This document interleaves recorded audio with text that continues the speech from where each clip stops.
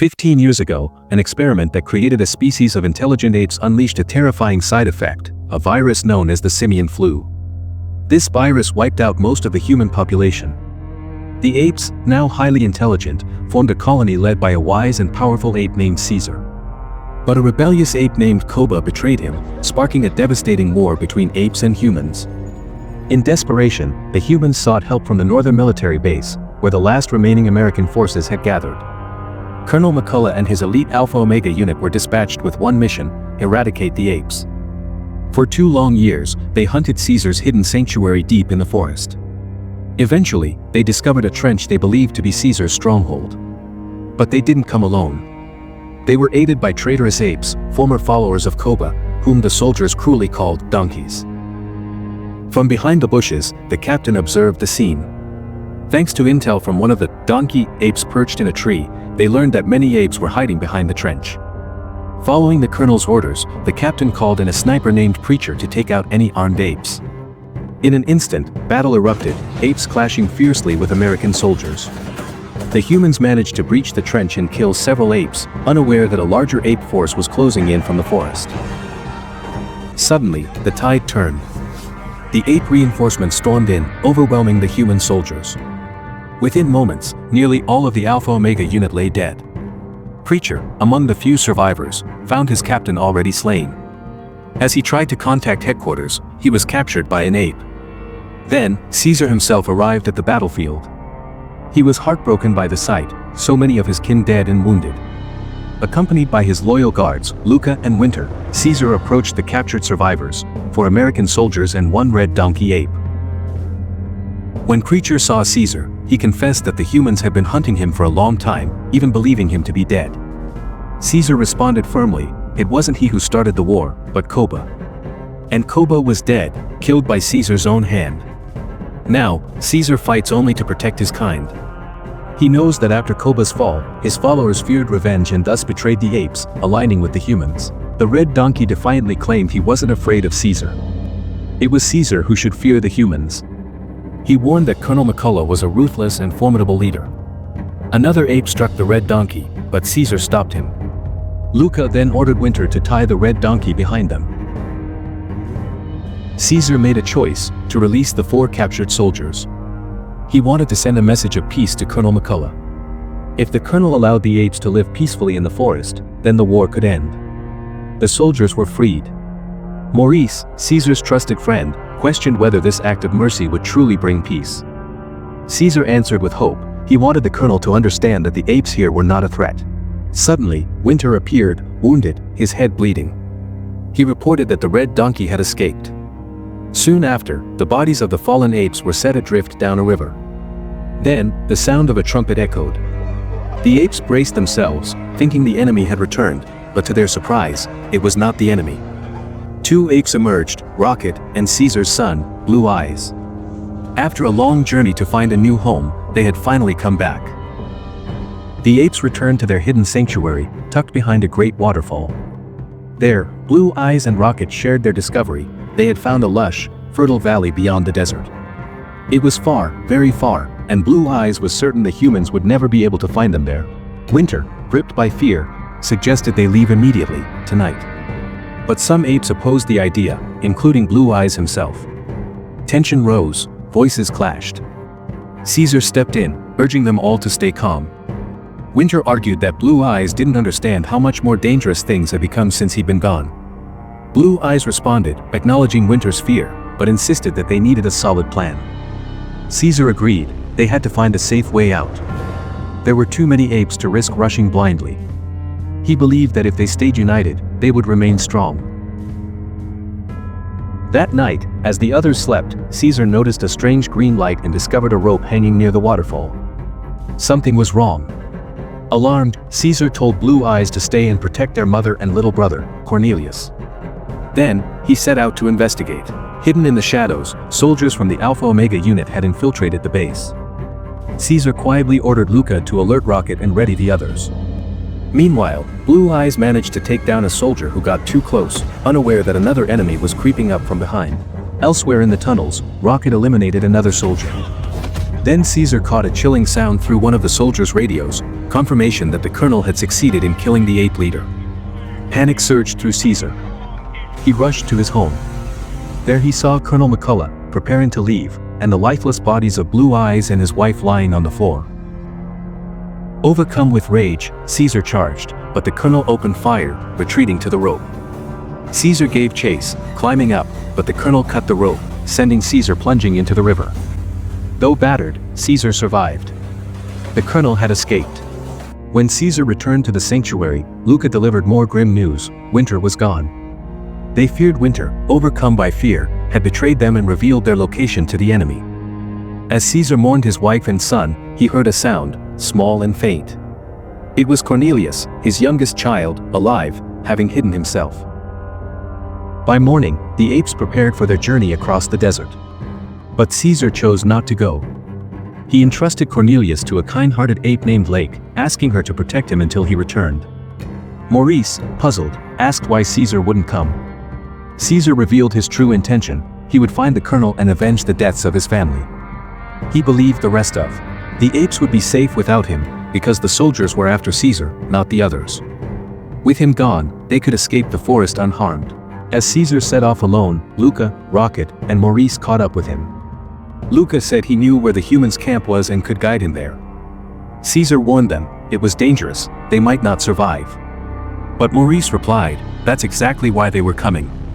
They would help Caesar, so that he could survive, and return. The four apes began their perilous journey to the enemy base. Eventually, they reached a coastal settlement. But the place was eerily silent. As they approached, Maurice spotted an armed man. Just as the man raised his weapon, Caesar struck first, killing him. He was, indeed, an American soldier. But the real question remained, why was he all alone out here? Suddenly, they heard a noise from inside the house. Caesar and the others cautiously entered.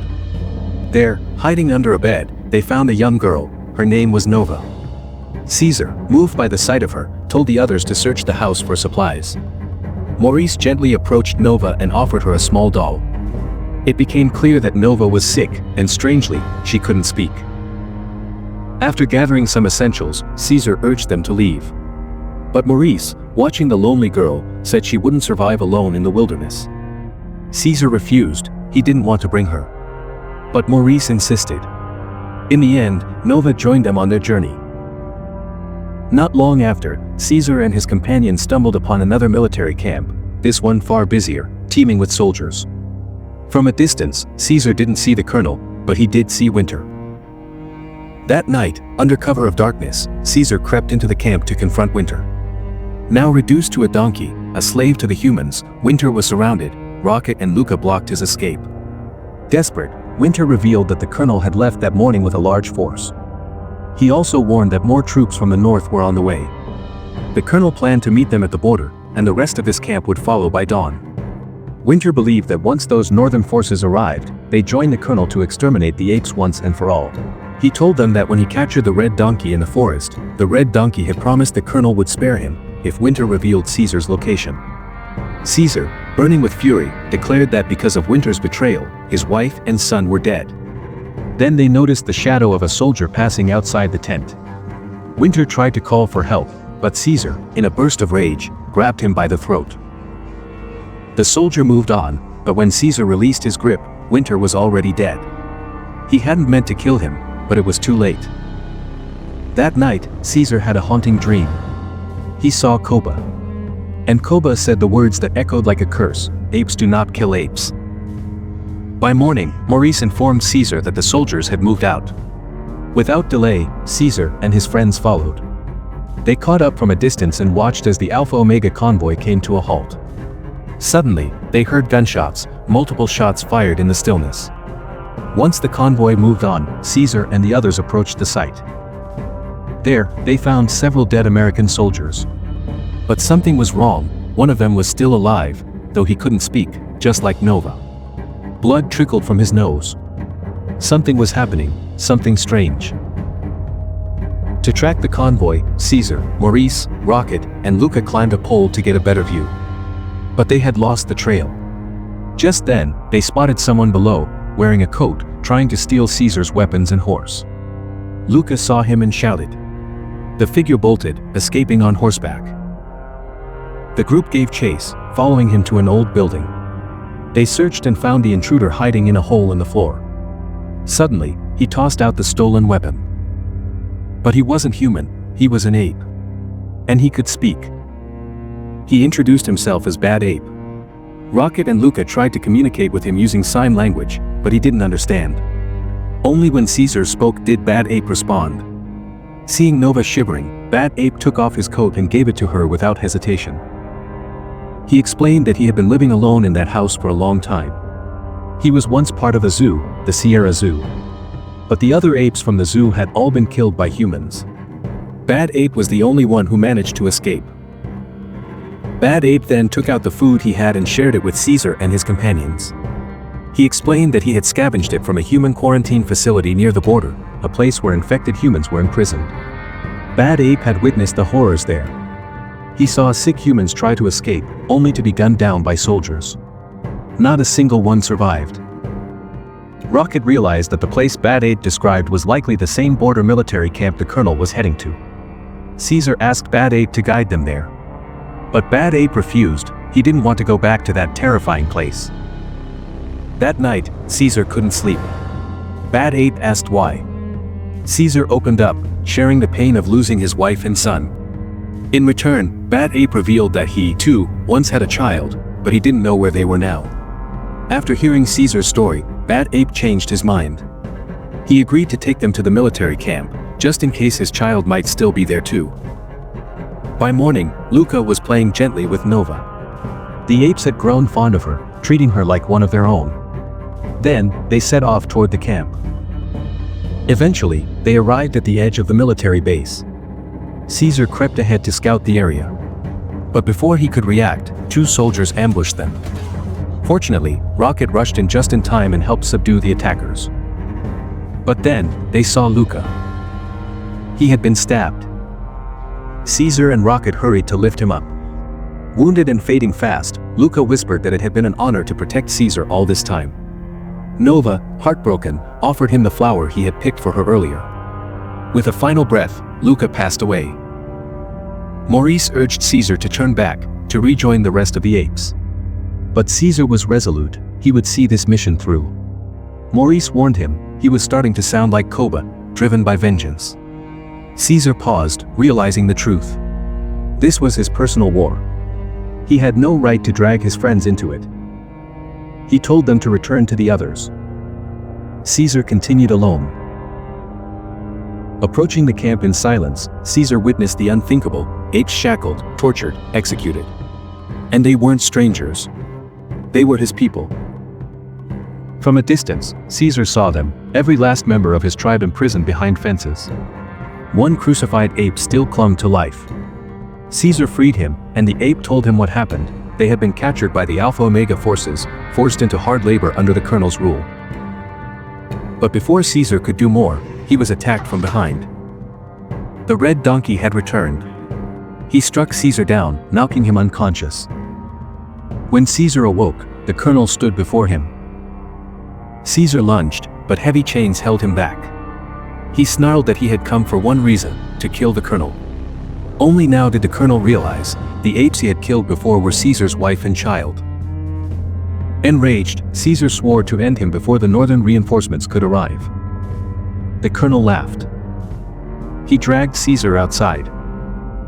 There, Caesar saw 2 cages, one packed with adult apes, the other with young ones. And among the children, was Cornelius. Caesar's heart sank. The guards threw him into the adult cage. The other apes inside looked broken, trembling in fear. Then Lake approached. Quietly, she told Caesar that the apes had suffered greatly, and Caesar, stricken with guilt, knew he had failed to protect them. The next morning, the soldiers opened the cage holding the adult apes. They were forced out and driven to labor, building a massive wall. Caesar joined them, working alongside the others. Lake quietly told him that none of the apes had been given food or water since arriving at the camp. Suddenly, one ape made a mistake. Without hesitation, the red donkey lashed him with a whip. Caesar, unable to bear the cruelty, shouted for him to stop. The other apes paused, and then, all of them stopped working entirely. Furious, the colonel ordered the red donkey to whip Caesar instead. Then he demanded that Caesar instruct the apes to return to work. Caesar replied, saying they needed food and water. The colonel didn't care. He raised his gun and shot one of the apes dead. Then, he aimed the barrel directly at Caesar's head. Faced with the threat to their leader, the apes gave in. Slowly, they returned to their labor. As punishment, Caesar was chained up in the middle of the yard for all to see. From a distance, Maurice, Rocket, Bad Ape, and Nova watched it all unfold. They knew they needed a plan to rescue the apes. That night, the red donkey approached Caesar. Caesar warned him, one day, the colonel would turn on him too, just like he had with every other ape. Then, soldiers dragged Caesar away to face the colonel. The colonel threatened to kill more apes if Caesar interfered with the work again. He insisted the wall must be completed. Caesar once again pleaded, his people needed food and water. The colonel finally agreed, but only once the wall was finished. At that moment, Caesar understood the truth. The northern troops weren't coming to join the colonel. They were coming to destroy him. The wall wasn't meant to trap apes. It was a fortress, a desperate defense against the northern military. Caesar recalled the dead humans he'd found earlier, killed by the colonel's own men. The colonel was a rogue, a madman, so far gone he was hated by his own kind. Then the colonel told him a story. Months ago, he had sent a recon team to locate Caesar's base. One of the soldiers in that team was his only son. But one day, his son fell ill. Something strange, he couldn't speak. He became feral, like an animal. Soon, the doctor treating him suffered the same fate. Speechless. Mindless. The medics concluded the simian flu had mutated. It now infected even those previously immune.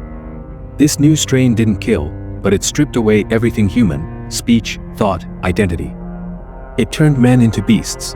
To save humanity, the colonel did the unthinkable: he executed his only son. He then ordered all infected humans to be killed and their belongings burned.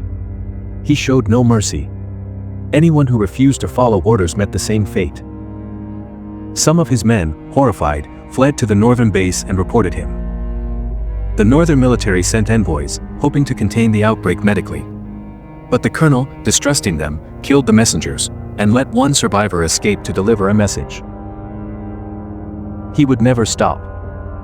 Not while he and his army still stood. Then, coldly, the colonel added, he hadn't meant to kill Caesar's son.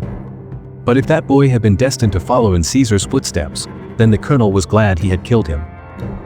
Caesar's fury boiled over. Outside the camp, Maurice, Rocket, and Bad Ape stumbled upon something unexpected: a hidden tunnel. A way into the camp. If they used it, they could sneak in undetected. Inside the camp, the colonel eventually allowed the apes in the cages to be given food and water. But not Caesar. He was left to starve, isolated, and chained. As Maurice and Rocket scouted the tunnel, Nova, heart aching for Caesar, made a bold move. Quietly, she slipped away and began walking straight into the camp. Bad Ape tried to stop her, but Nova didn't listen. She kept going. Inside the camp, the colonel ordered the red donkey to throw Caesar into a cage, alone. If Caesar was still alive by morning, he would work like the others. Outside the walls, Bad Ape told Maurice and Rocket that Nova had entered the camp by herself. Inside, Nova walked up to Caesar's cage. She tossed her doll through the bars to wake him. Then, she gently handed him water to drink. The adult apes called out to Nova, offering her food to give to Caesar. Every one of them wanted their leader to regain his strength. When they heard someone approaching, Caesar quickly told Nova to hide. Realizing she was in danger, Rocket charged into the camp to create a diversion. The red donkey stepped in, and a fierce fight broke out between him and Rocket. While all eyes were on the chaos, Caesar urged Nova to run. The colonel fired his weapon to break up the fight and ordered his men to sweep the area. Rocket was captured and thrown into a cage. Using sign language, Rocket told Caesar he had found a tunnel that led into the camp. The next morning, the colonel came to inspect Caesar's cage. Seeing Caesar still alive, he coldly ordered him back to work. Then, the colonel noticed something: Nova's doll, lying near the corner. Curious, he picked it up. He wondered, whose doll was it? While working, Caesar and Rocket used sign language to point out to Maurice, who watched from a distance, the layout of the adult and child ape prisons. Maurice instructed Nova to keep watch, while he and Bad Ape entered the tunnel, guided by Caesar's directions. Back inside the camp, Caesar warned the red donkey that wall would not save them. When the battle came, they would all die, him included. That night, after all the apes had been locked away again, Nova crawled through the tunnel to reach Maurice and Bad Ape. Following Caesar's directions, they found the correct spot. Maurice then told Bad Ape to climb up. Peeking out above ground, Bad Ape spotted a nearby guard. Thankfully, the guard didn't notice him. Below, Nova warned Maurice that water had started flooding into the tunnel.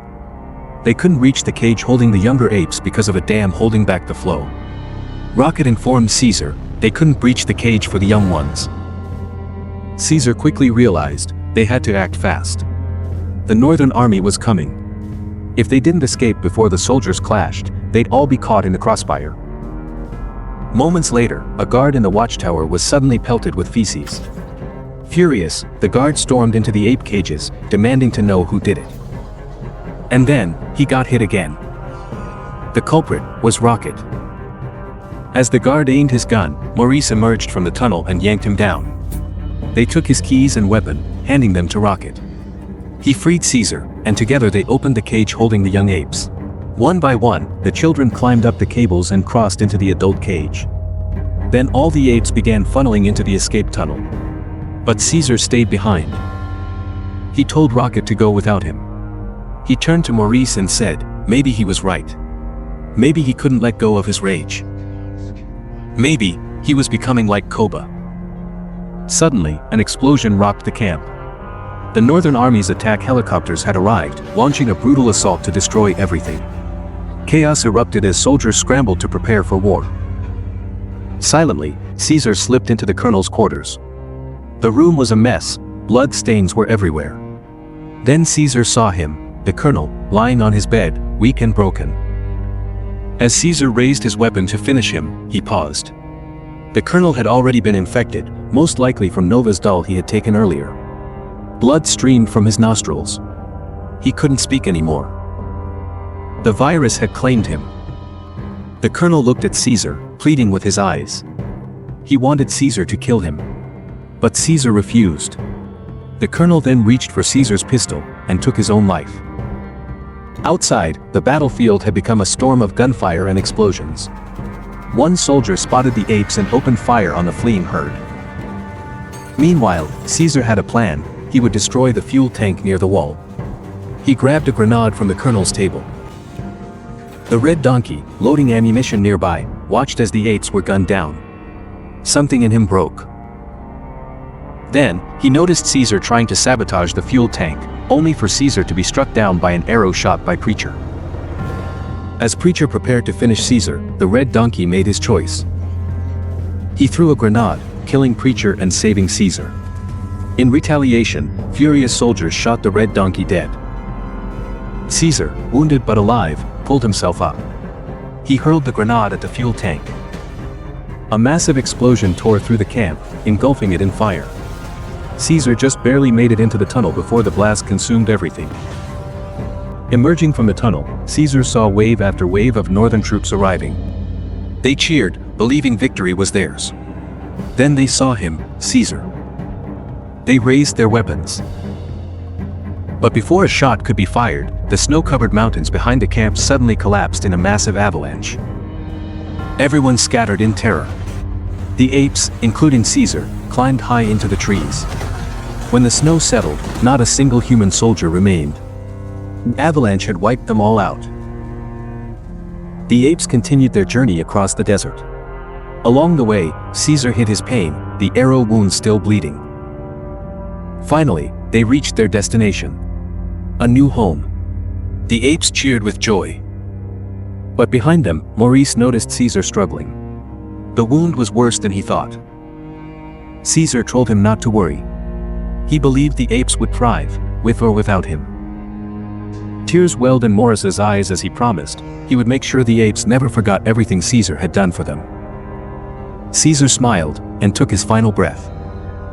And so ends war for the planet of the apes. Thanks for watching, and see you next time.